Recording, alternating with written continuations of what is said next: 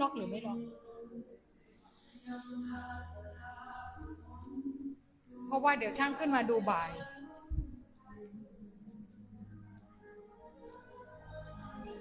แล้วฝ้าเพดานนะน่าเกลียดอะพระในอดีตท่านนิมิตสร้างบุญญาพลิกฟื้นพื้นป่าพนาเป็นอารามตระการตาให้พบเห็นนามพระครูอภิรักษ์ชินนวงศ์หรือพระครูไทยผู้ร่มเย็นพาพุทธศาสนิกชนบำเพ็ญเจริญสติและภาวนา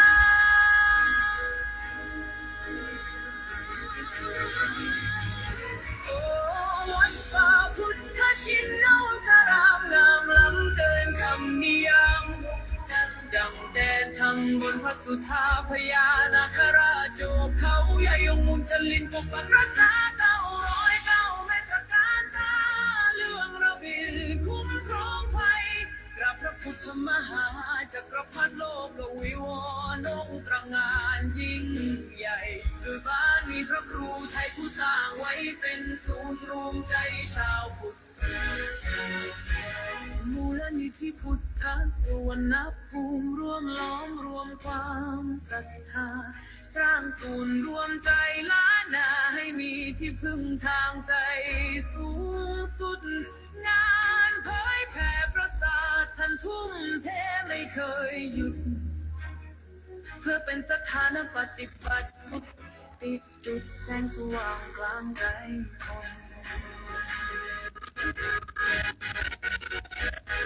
สัตนาราชรักษาธรรมเสียงสวดมนต์เช้าคำนำก้องวาคนบุญที่สนางรักลึกในใจชนเป็นบุญตาบุญกุศลที่ได้ยนเยือนพะเยาโอ้วัดป่าพุทธชินวงศ์สรามงามล้ำเกินคำนิยามดังแดนบนพระสุธาญาคราชเขาใหญ่จะลิ้นปักษา909 เป็นประการตา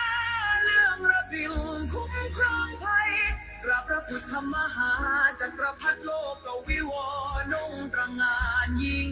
ใหญ่ด้วยบารมีพระครูไทยผู้สร้างไว้เป็นศูนย์รวมใจชาวพุทธกราบแทบเท้าด้วยศรัทธาพระครูอภิรักษ์ชินนวงศ์เจตนารมณ์ท่านมั่นคงสืบสานธรรมตลอดไปวัดป่าพุทธชินนวงศารามศูนย์รวมศรัทธาแห่งชาวไทย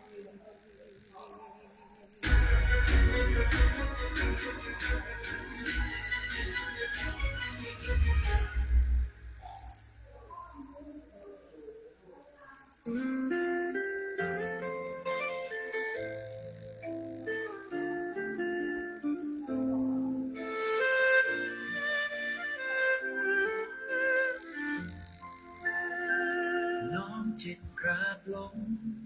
ด้วยความเคารพศรัทธา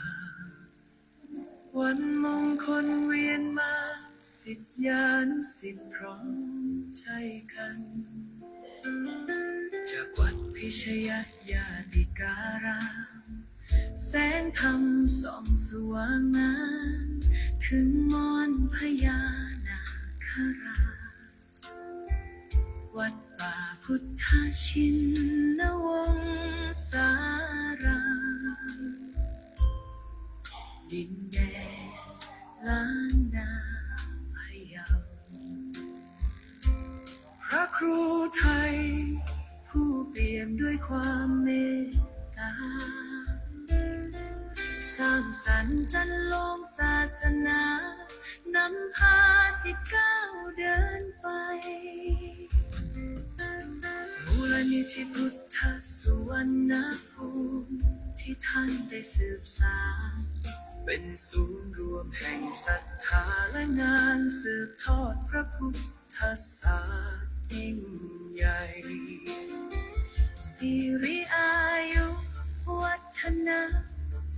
วันเกิดพระครูไทย6 เมษายนมหา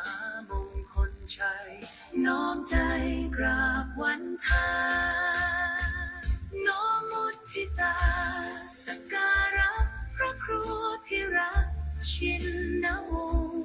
ขอพระเกียรติยศดำรงพระธรรมนำใจทุกแห่งหนขอคุณพระศรีรัตนตรัยคุ้มครองและบันดาลดลให้ท่านปราศจากโรคาภัยพานชนเป็นร่มบุญของปวงชนตลอดกาลพระผู้สร้างผู้ให้ด้วยใจที่บริสุทธิ์นำพาชาวพุทธให้หลุดพ้นจากความมืดมนคำสอนและรอยยิ้มเปรียบดังน้ำทิพย์ฉโลมตนสิทธิ์ขอกราบบูชาคุณด้วยกุศลที่ตั้งใจน้อมมุทิตาสักการะพระครูพิรักษ์ชินวงศ์ขอพระเกียรติยศดำรงพระธรรมนำใจทุกแห่งหนขอคุณพระศรีรัตนตรัยคุ้มครองและบันดาลดลให้ท่านปราศจากโรคาภัยพานชนเป็นร่มบุญของปวงชนตลอดกาลขอน้อมกราบแทบเท้าเจริญสิริอายุวัฒนาพระครูอภิรักษ์ชินวงศ์สาธุสาธุสาธุ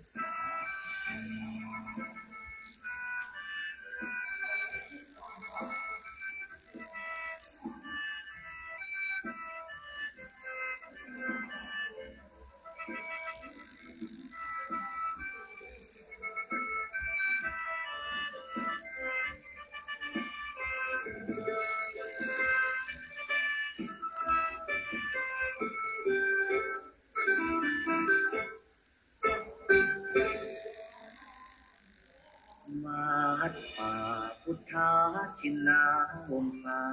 รามรุ่งเรืองรองส่องแสงธรรม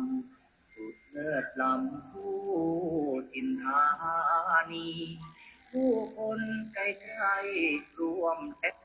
เติมบารมีด้วยศรัทธานำพาชีวิตให้ลูกนี้เรื่อยมา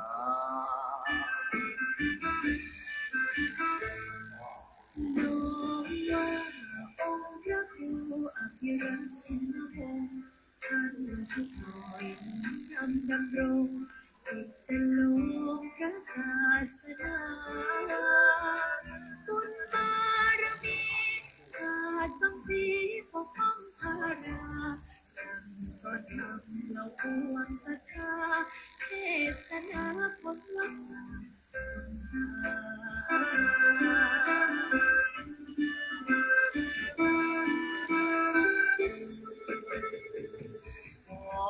ราชันองค์มหาวชิราลงกรณ์ผู้ทรงเป็นนิพายิกรคุณมอนคุณพ่อผิดอันในวโรกาสราชาพิเศษทะเล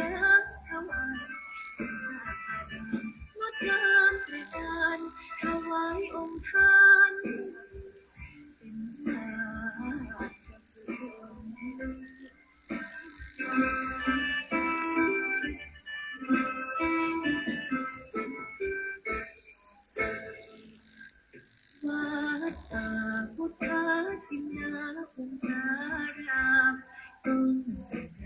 แส่สองเรือนามทั่วเขตขามต่างชายหญิงยนตูนรวมจิตใจสุดเลื่อมใสในดวงกมลของศรัทธาเหล่าสาธุชนสุดเลือดล้นบ่มีใดปาน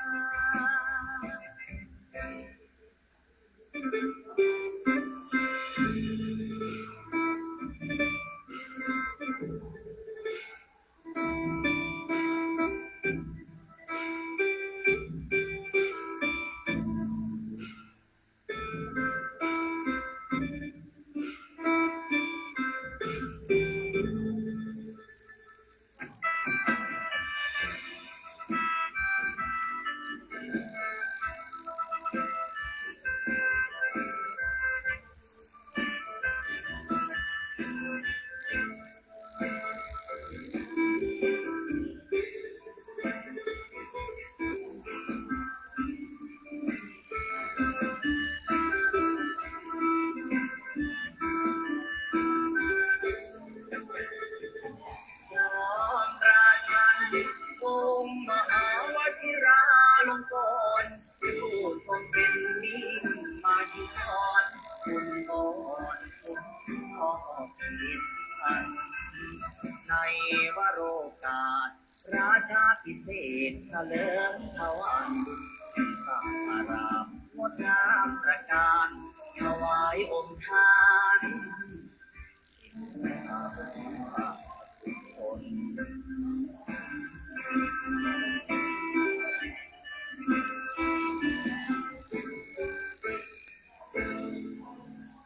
วิญ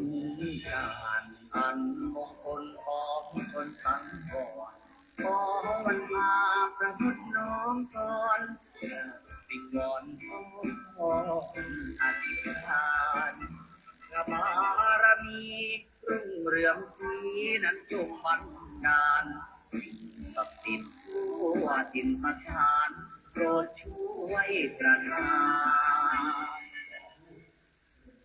โลกนั้น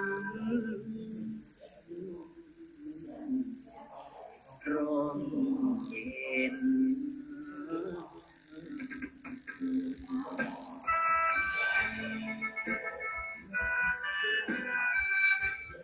ขอความ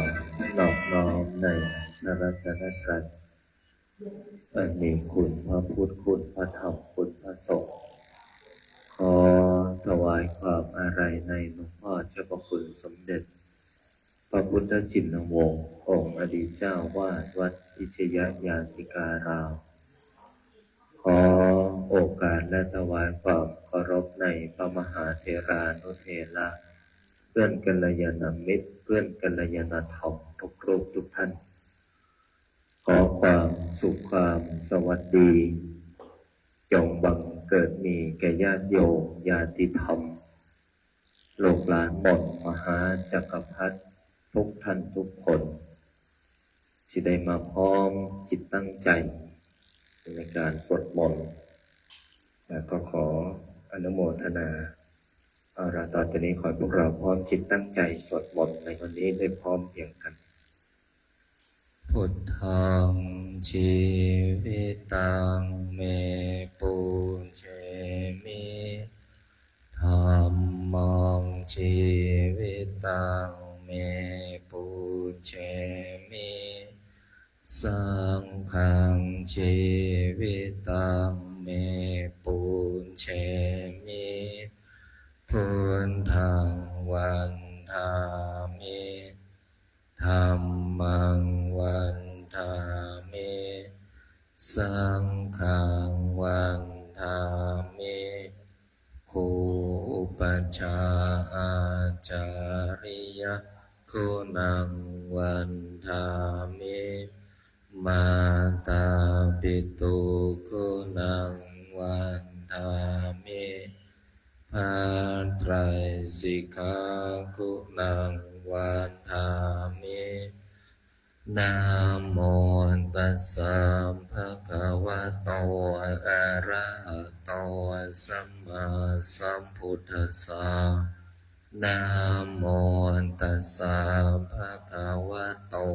อะระหะโตสัมมาสัมพุทธัสสะนะโมตัสสะภะคะวะโตอะระหะโตสัมมาสัมพุทธัสสะพุทธังสรณังคัจฉามิธัมมังสรณังคัจฉามิสังฆังสรณังคัจฉามิทุติยมปิพุทธังสรณังคัจฉามิทุติยมปิธัมมังสรณังคัจฉามิทุติยมปิสังฆังสรณังคัจฉามิตติยมปิพุทธังสรณังคัจฉามิตติยมปิธัมมังสรณังคัจฉามิตติยมปิสังฆังสรณังคัจฉามิปานาติปาตาเวรมณีสิกขาปะทังสมาธิยามิอาทินนาทานาเวรมณีสิกขาปะทังสมาธิยามิกาเมสุมิจฉาจาราเวรมณีสิกขาปะทังสมาธิยามิโมสาวาทาเวรมณีสิกขาปะทังสมาธิยามิสุราเมรยามัจจาปมาทฐานาเวรมณีสิกขาปะทังสมาธิยามิอิมานิปัญจสิกขาปะทานิสมาธิยามิอิมานิปัญจสิกขาปะทานิสมาธิยามิอิมานิปัญจสิกขาปะทานิสมาธิยามิสีเลนะสุขติงยันติสีเลนะโภคสัมปทาสีเรนะนิพพุติงยันติตัสมามิโสทะเยนะโมตัสสะภะคะวะโตอะระหะโตสัมมาสัมพุทธัสสะนะโมตัสสะภะคะวะโตอะระหะโตสัมมาสัมพุทธัสสะนะโมตัสสะภะคะวะโตอะระหะโตสัมมาสัมพุทธัสสะพุทธังอาราธนานังกโรมิธัมมังอาราธนานังกโรมิสังฆังอาราธนานังกโรมินะโมโพธิสัตโตอาคันติมายาอิติภควานะโมโพธิสัตโตอาคันติมายาอิติภควานะโมโพธิสัตโตอาคันติมายาอิติภควานะโมโพธิสัตโตพรหมปัญโยนะโมโพธิสัตโตพรหมปัญโยนะโมโพธิสัตโตพรหมปัญโยโยโท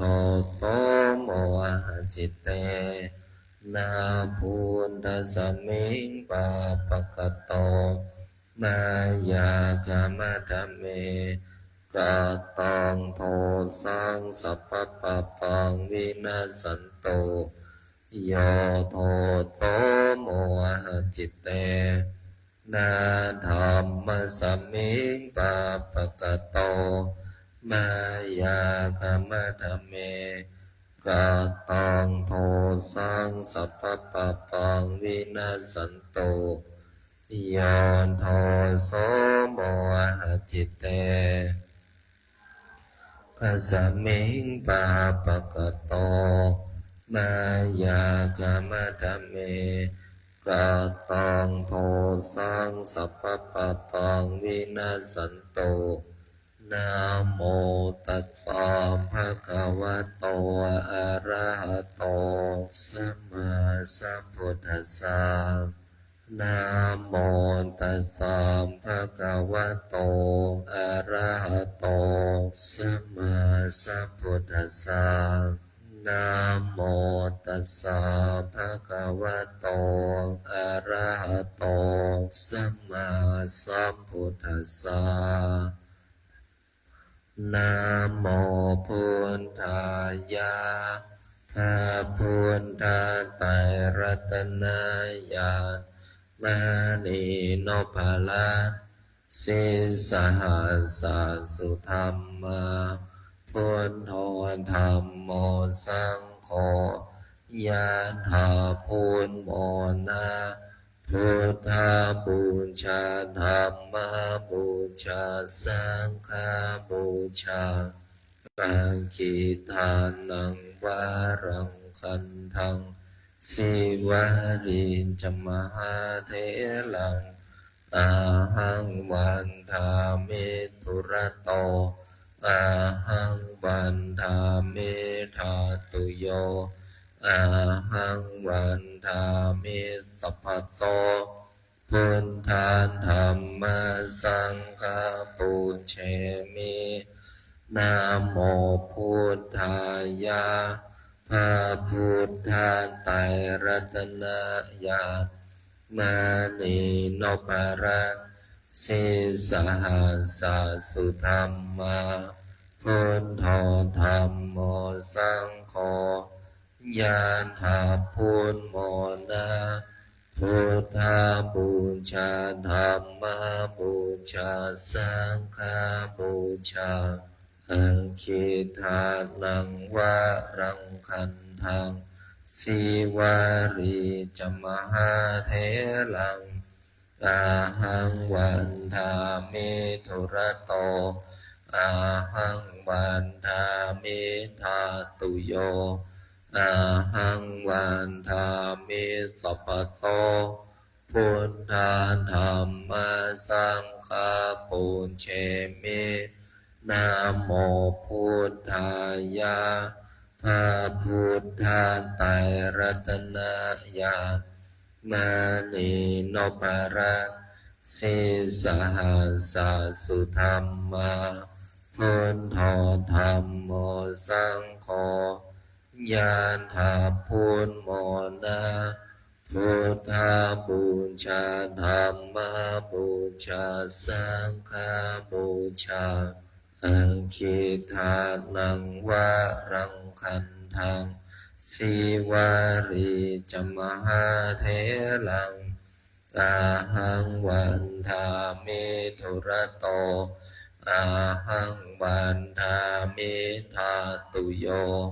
อาหังวันทามิสัพพะโตพุทธาธัมมาสังฆาปูเชมินะโมพุทธายะพระพุทธไตรรัตนญาณมณีโนภาละสิสหัสสะสุธรรมาพุทโธธัมโมสังโฆยะถาพุทโมนาพุทธาบูชาธัมมาบูชาสังฆาบูชากาคิทานังวารังคันทังสิวาริจมหาเถลังอาหังวันทามิทุระโตอาหังวันทามิธาตุโย อาหังวันทามิสัพพโสพุทธาธัมมาสังฆาปุญเชมินะโมพุทธายะพระพุทธไตรรัตนญาณมานีโนปรัตสิสหัสสสุธรรมาพุทโธธัมโมสังโฆยะถาพุทโมนาพุทธาบูชาธัมมาบูชาสังฆาบูชาสังฆิทานังวารังคันธังสิวาริจัมหาเถลังอาหังวันทามิตุระโตอาหังวันทามิธาตุโยอาหังวันทามิสัพพโสพุทธาธัมมาสังฆาปุญเชมินะโมพุทธายะพระพุทธไตรรัตนญาณมานีโนปลักสิสหัสสสุธรรมาพุทโธธัมโมสังโฆยะถาพุทโมนาพุทธาบูชาธัมมาบูชาสังฆาบูชาสังฆิทานังวารังคันธังสิวาริจัมมหาเถลังอาหังวันทามิตุระโตอาหังวันทามิธาตุโยอาหังวันทามิสัพพโสพุทธาธัมมาสังฆาปุญเชมินะโมพุทธายะพระพุทธไตรรัตนญาณมานีโนปลักสิสหัสสสุธรรมาพุทโธธัมโมสังโฆยะถาพุทโมนาพุทธาบูชาธัมมาบูชาสังฆาบูชาสังฆิทานังวารังคันธังสิวาริจัมมหาเถลังอาหังวันทามิตุระโตอาหังวันทามิธาตุโยอาหังวันทามิสัพพโสพุทธาธัมมาสังฆาปุญเชมินะโมพุทธายะพระพุทธไตรรัตนญาณมานีโนปลักสิสหัสสสุธรรมาพุทโธธัมโมสังโฆยะถาพุทโมนาพุทธาบูชาธัมมาบูชาสังฆาบูชาสังฆิทานังวารังคันธังสิวาริจัมมหาเถลังอาหังวันทามิตุระโตอาหังวันทามิธาตุโยอาหังวันทามิสัพพโสพุทธาธัมมาสังฆาปุญเชมินะโมพุทธายะพระพุทธไตรรัตนญาณมานีโนปลักสิสหัสสสุธรรมาพุทโธธัมโมสังโฆยะถาพุทโมนาพุทธาบูชาธัมมาบูชาสังฆาบูชาสังฆิทานังวารังคันธังสิวาริจัมมหาเถลังอาหังวันทามิตุระโตอาหังวันทามิธาตุโย อาหังวันทามิสัพพโสพุทธาธัมมาสังฆาปุญเชมินะโมพุทธายะพระพุทธไตรรัตนญาณ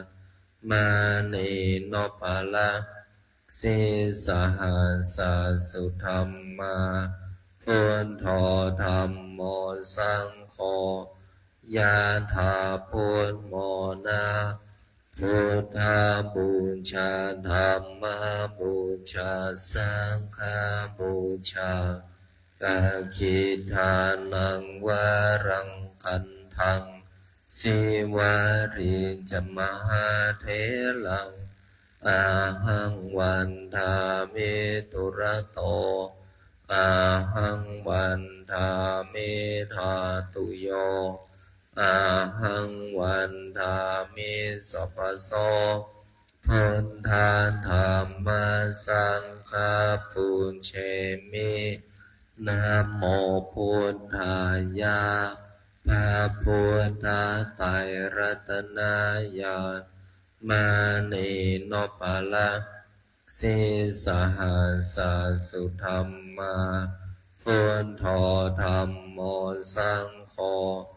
ยะถาพุทโมนา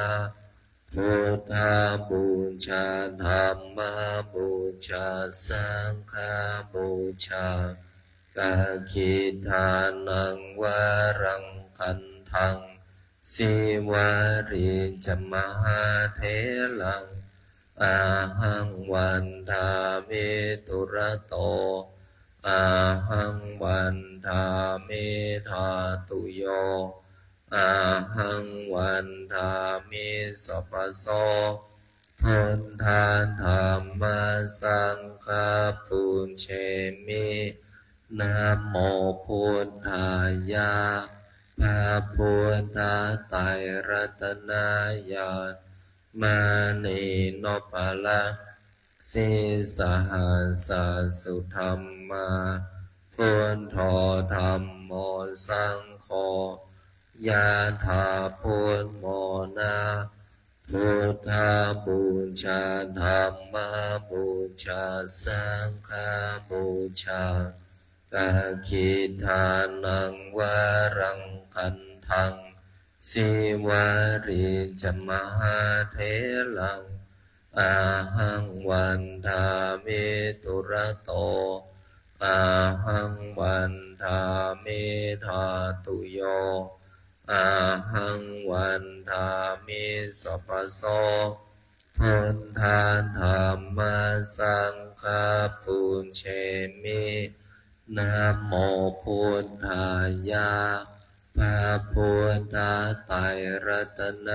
ญาณมานีโนปะละสิสหัส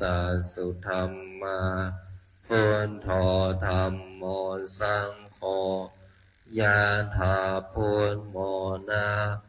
พุทธาบูชาธัมมาบูชาสังฆาบูชา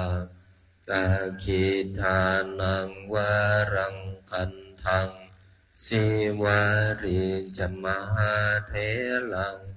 อาหังวันทามิตุระโตอาหังวันทามิธาตุโยอาหังวันทามิสัพพโสพุทธาธัมมาสังฆาปุญเชมินะโมพุทธายะพระพุทธไตรรัตนญาณ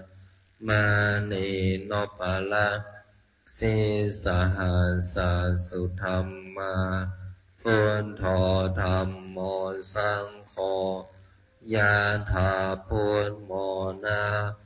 พุทธาบูชาธัมมาบูชาสังฆาบูชากาคิทานังวารังคันทังสิวาริจมหาเถลังอาหังวันทามิตุระโตอาหังวันทามิธาตุโย อาหังวันทามิสัพพโสพุทธาธัมมาสังฆาปุญเชมินะโมพุทธายะพระพุทธไตรรัตนายามานีโนภะละสิสหัสสุธรรมาพุทโธธัมโมสังโฆยะถาพุทโมนาพุทธาบูชาธัมมาบูชาสังฆาบูชากาคิทานังวารังคันทังสิวาริจมหาเถลังอาหังวันทามิตุระโตอาหังวันทามิธาตุโยอาหังวันทามิสัพพโสพุทธาธัมมาสังฆาปุญเชมินะโมพุทธายะพระพุทธไตรรัตนายามานีโนภะละสิสหัสสุธรรมาพุทโธธัมโมสังโฆยะถาพุทโมนาพุทธาบูชาธัมมาบูชาสังฆาบูชากาคิทานังวารังคันทังสิวาริจมหาเถลังอาหังวันทามิตุระโตอาหังวันทามิธาตุโยอาหังวันทามิสัพพโสพุทธาธัมมาสังฆาปุญเชมินะโมพุทธายะพระพุทธไตรรัตนายามานีโนภะละสิสหัสสุธรรมาพุทโธธัมโมสังโฆยะถาพุทโมนาพุทธาบูชาธัมมาบูชาสังฆาบูชากาคิทานังวารังคันทังสิวาริจมหาเถลังอาหังวันทามิตุระโตอาหังวันทามิธาตุโยอาหังวันทามิสัพพโสพุทธาธัมมาสังฆาปุญเชมินะโมพุทธายะพระพุทธไตรรัตนายามานีโนภะละสิสหัสสุธรรมาพุทโธธัมโมสังโฆยะถาพุทโมนาพุทธาบูชาธัมมาบูชาสังฆาบูชากาคิทานังวารังคันทังสิวาริจมหาเถลังอาหังวันทามิตุระโตอาหังวันทามิธาตุโยอาหังวันทามิสัพพโสพุทธาธัมมาสังฆาปุญเชมินะโมพุทธายะ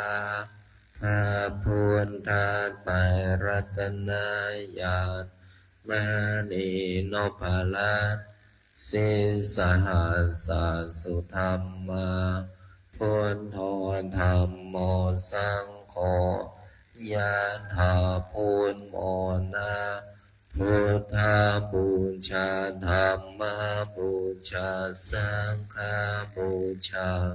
กาคิทานังวารังคันทังสิวาริจมหาเถลังอาหังวันทามิตุระโตอาหังวันทามิธาตุโย อาหังวันทามิสัพพะโตพุทธาธัมมาสังฆาปุเชมินะโมพุทธายะพระพุทธาไตรรัตนญาณมานีโนปาระสิสหัสสะสุธรรมาพุทโธธัมโมสังโฆ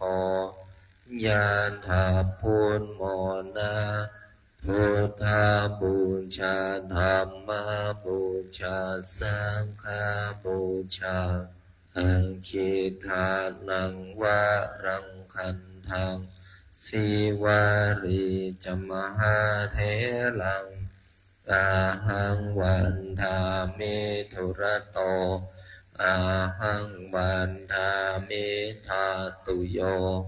อาหังวันทามิสัพพะโตพุทธาธัมมาสังฆาปุเชมินะโมพุทธายะพระพุทธาไตรรัตนญาณมานีโนปาระสิสหัสสะสุธรรมาพุทโธธัมโมสังโฆยะถาพุทโมนะพุทธาบูชาธัมมาบูชาสังฆาบูชาอังคิทานังวะรังคันทังสีวารีจมหาเถลังอาหังวันทามิธุระโตอาหังวันทามิธาตุโยอาหังวันทามิสัพพะโตพุทธาธัมมาสังฆาปุเชมินะโมพุทธายะพระพุทธาไตรรัตนญาณมานีโนปาระสิสหัสสะสุธรรมาพุทโธธัมโมสังโฆยะถาพุทโมนะพุทธาบูชาธัมมาบูชาสังฆาบูชากาคิทานังวะรังคันทังสีวารีจมหาเถลังอาหังวันทามิธุระโตอาหังวันทามิธาตุโยอาหังวันทามิสัพพะโสพุทธาธัมมาสังฆาปุเชมินะโมพุทธายะพระพุทธาไตรรัตนญาณมานีโนปาระสิสหัสสะสุธรรมาพุทโธธัมโมสังโฆยะถาพุทโมนะพุทธาบูชาธัมมาบูชาสังฆาบูชาอาคิทานังวะรังคันทังสีวารีจมหาเถลังอาหังวันทามิธุระโตอาหังวันทามิธาตุโยอาหังวันทามิสัพพะโตพุทธาธัมมาสังฆาปุเชมินะโมพุทธายะพระพุทธาไตรรัตนญาณมานีโนปาระสิสหัสสะสุธรรมาพุทโธธัมโมสังโฆยะถาพุทโมนะพุทธาบูชาธัมมาบูชาสังฆาบูชากาคิทานังวะรังคันทังสีวารีจมหาเถลังอาหังวันทามิธุระโตอาหังวันทามิธาตุโย อาหังวันทามิสัพพโสพุทธาธัมมาสังฆาปุญเชมินะโมพุทธายะพระพุทธไตรรัตนายามานีโนปะละสิสหัสสุธรรมาพุทโธธัมโมสังโฆยะถาพุทโมนาพุทธาบูชาธัมมาบูชาสังฆาบูชากาคิทานังวารังคันทังสิวาริจมหาเถลังอาหังวันทามิตุระโตอาหังวันทามิธาตุโยอาหังวันทามิสัพพโสพุทธาธัมมาสังฆาปุญเชมินะโมพุทธายะพระพุทธไตรรัตนายามานีโนปะละสิสหัสสุธรรมาพุทโธธัมโมสังโฆยะถาพุทโมนาพุทธาบูชาธัมมาบูชาสังฆาบูชากาคิทานังวารังคันทังสิวาริจมหาเถลังอาหังวันทามิตุระโตอาหังวันทามิธาตุโยอาหังวันทามิสัพพโสพุทธาธัมมาสังฆาปุญเชมินะโมพุทธายะพระพุทธ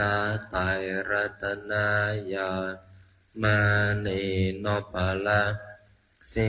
สหัสสุธรรมาพุทโธธัมโมสังโฆยะถาพุทโมนาพุทธาบูชาธัมมาบูชาสังฆาบูชากาคิทานังวารังคันทังสิวาริจมหาเถลังอาหังวันทามิตุระโตอาหังวันทามิธาตุโยอาหังวันทามิสัพพโสพุทธาธัมมาสังฆาปุญเชมินะโมพุทธายะพระพุทธไตรรัตนายามานีโนปะละสิสหัสสุธรรมาพุทโธธัมโมสังโฆยะถาพุทโมนาพุทธาบูชาธัมมาบูชาสังฆาบูชากาคิทานังวารังคันทังสิวาริจมหาเถลังอาหังวันทามิตุระโตอาหังวันทามิธาตุโยอาหังวันทามิสัพพโสพุทธาธัมมาสังฆาปุญเชมินะโมพุทธายะพระพุทธไตรรัตนายามานีโนปะละสิสหัสสุธรรมาพุทโธธัมโมสังโฆยะถาพุทโมนาพุทธาบูชาธัมมาบูชาสังฆาบูชากาคิทานังวารังคันทังสิวาริจมหาเถลังอาหังวันทามิตุระโตอาหังวันทามิธาตุโย อาหังวันทามิสัพพโสพุทธาธัมมาสังฆาปุญเชมินะโมพุทธายะพระพุทธไตรรัตนายามานีโนปะละสิสหัสสุธรรมาพุทโธธัมโมสังโฆยะถาพุทโมนาพุทธาบูชาธัมมาบูชาสังฆาบูชากาคิทานังวารังคันทังสิวาริจมหาเถลังอาหังวันทามิตุระโตอาหังวันทามิธาตุโยอาหังวันทามิสัพพโสพุทธาธัมมาสังฆาปุญเชมินะโมพุทธายะพระพุทธไตรรัตนายามานีโนปะละสิสหัสสุธรรมาพุทโธธัมโมสังโฆยะถาพุทโมนาพุทธาบูชาธัมมาบูชาสังฆาบูชากาคิทานังวารังคันทังสิวาริจมหาเถลังอาหังวันทามิตุระโตอาหังวันทามิธาตุโยอาหังวันทามิสัพพโสพุทธาธัมมาสังฆาปุญเชมินะโมพุทธายะพระพุทธไตรรัตนายามานีโนปะละสิสหัสสุธรรมาพุทโธธัมโมสังโฆยะถาพุทโมนาพุทธาบูชาธัมมาบูชาสังฆาบูชากาคิทานังวารังคันทังสิวาริจมหาเถลังอาหังวันทามิตุระโตอาหังวันทามิธาตุโยอาหังวันทามิสัพพโสพุทธาธัมมาสังฆาปุญเชมินะโมพุทธายะพระพุทธไตรรัตนายามานีโนปะละสิสหัสสุธรรมาพุทโธธัมโมสังโฆยะถาพุทโมนาพุทธาบูชาธัมมาบูชาสังฆาบูชากาคิทานังวารังคันทังสิวาริจมหาเถลังอาหังวันทามิตุระโตอาหังวันทามิธาตุโยอาหังวันทามิสัพพโสพุทธาธัมมาสังฆาปุญเชมินะโมพุทธายะพระพุทธไตรรัตนายามานีโนปะละสิสหัสสุธรรมาพุทโธธัมโมสังโฆยะถาพุทโมนาพุทธาบูชาธัมมาบูชาสังฆาบูชากาคิทานังวารังคันทังสิวาริจมหาเถลังอาหังวันทามิตุระโตอาหังวันทามิธาตุโย อาหังวันทามิสัพพโสพุทธาธัมมาสังฆาปุญเชมินะโมพุทธายะ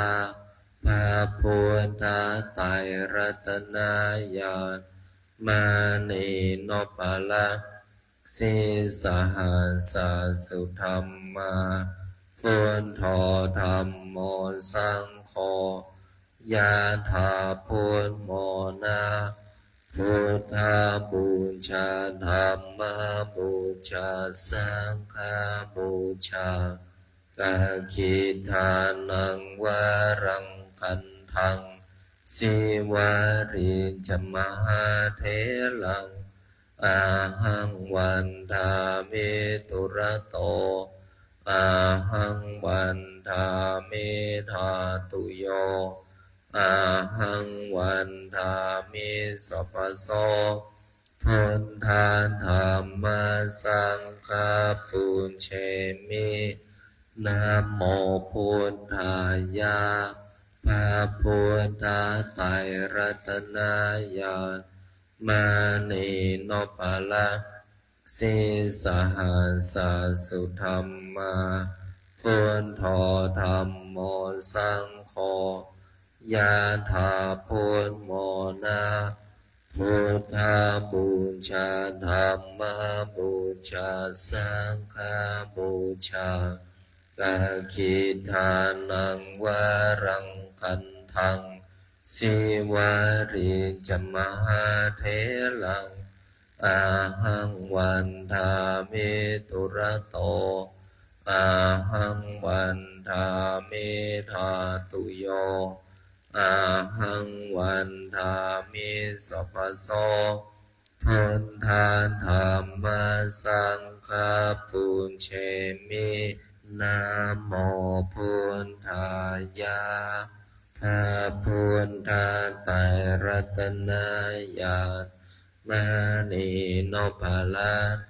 สิสหัสสุธรรมาพุทโธธัมโมสังโฆยะถาพุทโมนาพุทธาบูชาธัมมาบูชาสังฆาบูชา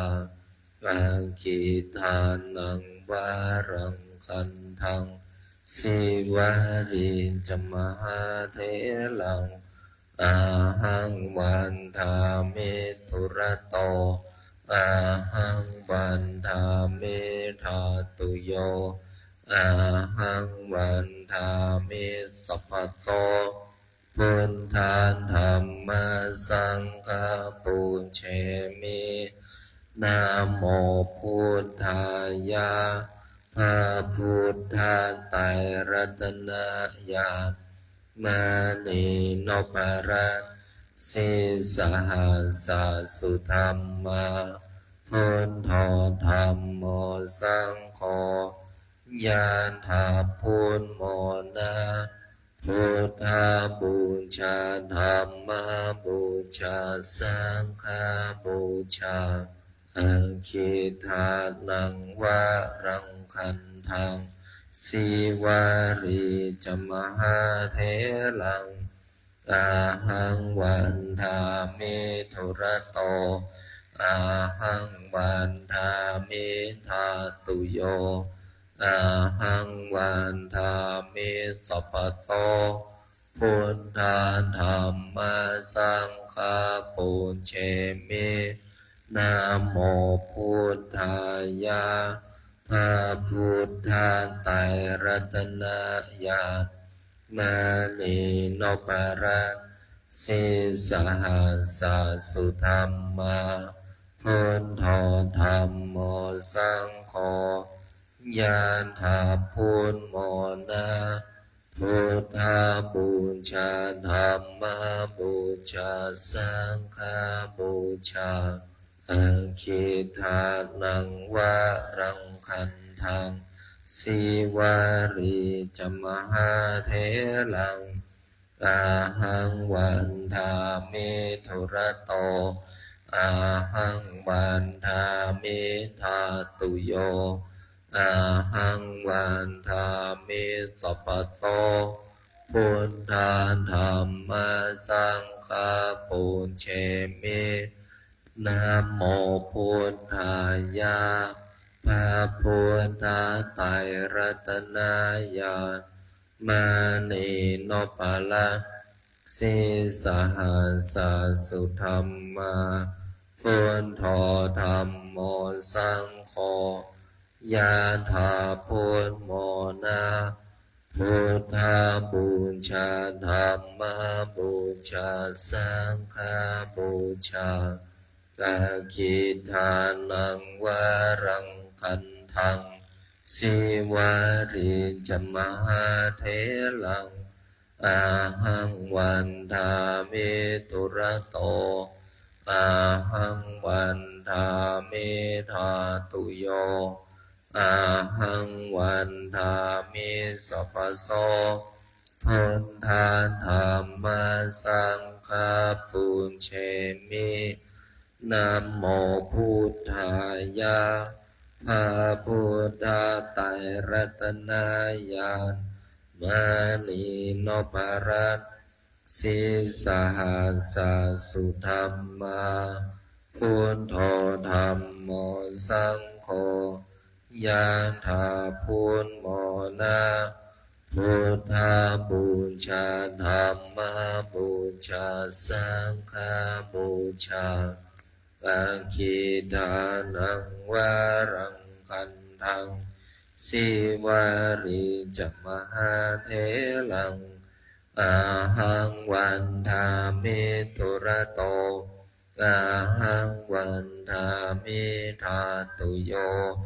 อาหังวันทามิสัพพะโตพุทธาธัมมาสังฆาปุญเชมินะโมพุทธายะพระพุทธไตรรัตนายามานีโนปะละสิสหัส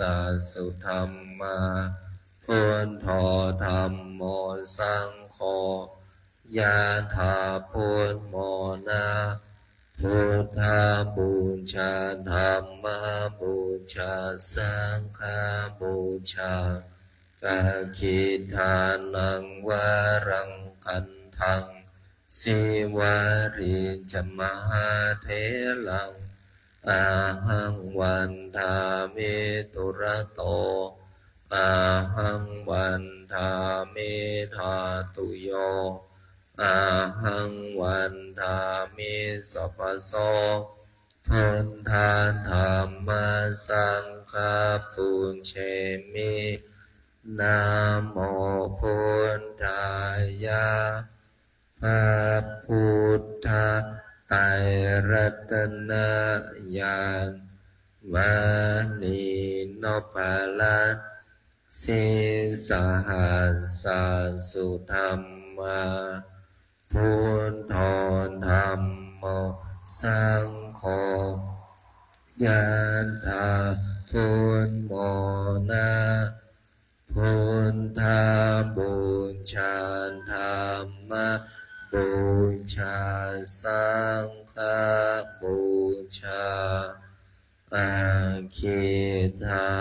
นังวารังคันทังสิวาริจมหาเทลังอา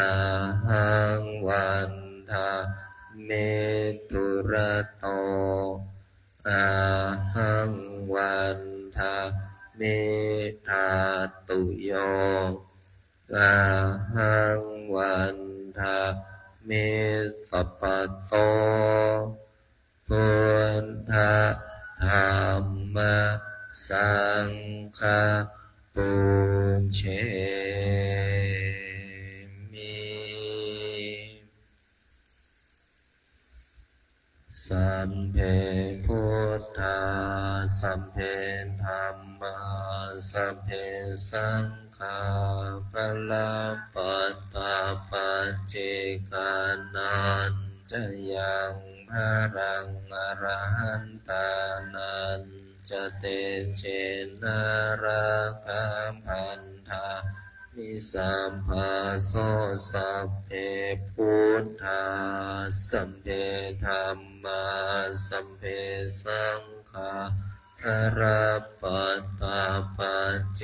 กานันจะยังพรังอรหันตานันจะเตเชนะระคัมพันธามิสัมภาโสสัมเพพุทธาสัมเพธัมมาสัมเพสังฆาพลปันตาปัญเจกานันจะยังพรังอรหันตานันจะเตเชนะระคัมพันธามิสัมภาโสพุทธังอธิษฐามิธัมมังอธิษฐามิสังฆังอธิษฐามิขออำนาจบุญกุศลที่เกิดจากการสวดมนต์บทมหาจักรพรรดิบุญใดกุศลใดที่สำเร็จแล้วจงประสิทธิประทานพรให้ลูกหลานมนต์มหาจักรพรรดิทุกท่านทุกคนจงมีแต่ความสุขความเจริญเลิกคิดทำปรารถนาสิ่งใดขอให้สิ่งนั้นพันสำเร็จสมความปรารถนาทุกประการอีกทั้งขอให้ทุกคนอย่าอดอย่าอยากอย่ายากอย่าจนให้มั่งให้มีให้ร่ำให้รวยมีเงินมีทองเหลือกินเหลือเก็บเหลือใช้มีสุขภาพร่างกายที่แข็งแรงมีอายุขัยที่ยืนยาวถึง100 ปีทุกท่านทุกคนเทอญขออนุโมทนาข้าพระพระรัตนตรัยได้พร้อมเพียงกัน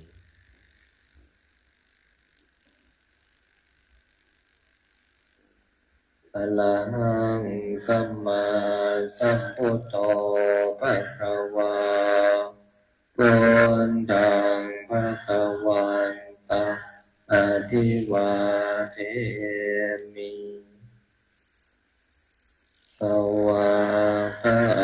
โตภะคะวะโตธัมโม